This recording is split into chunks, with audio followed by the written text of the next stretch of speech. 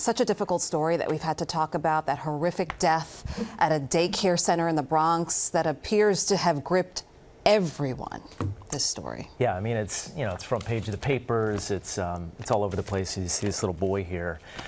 A 1-year-old was killed, 3 other children hospitalized after being exposed to opioids inside their own daycare. And we're going to talk about ways that you can try to make sure your kids are safe before dropping them off at these daycare centers around the city. But sometimes it just is this worst case situation, and it is not preventable. In this particular case, investigators are still looking through how did this happen. And Janice Yu is live in the Kingsbridge section of the Bronx this morning. I think that's the question, not just parents like Charlene and I, but everybody's asking, how could this happen? How were these kids around this drug at all? Janice, what have you learned so far?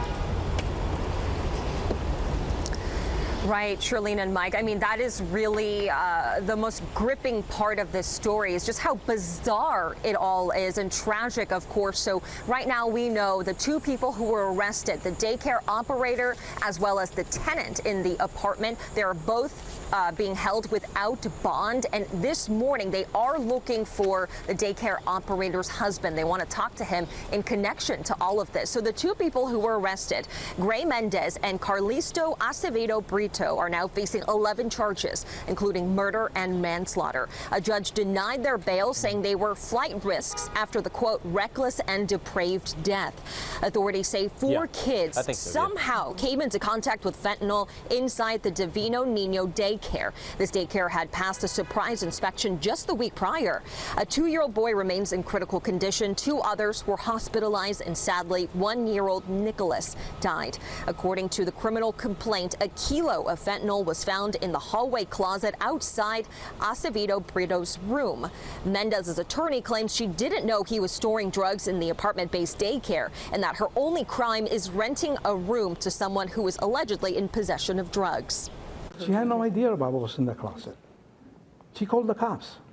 Would you call the cops if you know that there's fentanyl in your apartment? Where is her husband? Is he on the run? No comment. Well, it's not clear at this point what role, if any, Mendez's husband had played in all of this. But again, authorities are searching for him right now. They do want to talk to him about all of this. Back to you guys. So curious to know how those children came in contact with those drugs. Very close to them, but still a lot to learn from this here. Thank you. Thank you for that, Janice. Yeah, and one thing to point out too, we were talking about these inspections. So it's our understanding, reading through some of the reports, and even the New York City Health Commissioner Ashwin Basin said that this home-based daycare operation was last inspected with a surprise inspection just September 9th. So what is that, 9 days ago? 9 days ago. And there were no violations found. It just opened a few months ago, from our understanding, back in January. And at that point, through the licensing process, which this place was licensed by the state, from our understanding again, through that process of licensing, it was also inspected 2 times, and investigators did not find anything. So a lot of parents, you and I have been talking about it. Each of us have 3 young kids, and you see the faces of these just innocent kids. Just it's just absolutely we know how unfathomable. difficult it is to find affordable child care. So when you're in a situation like this and you're trying to figure out what daycare is right for me, the city is giving some tips.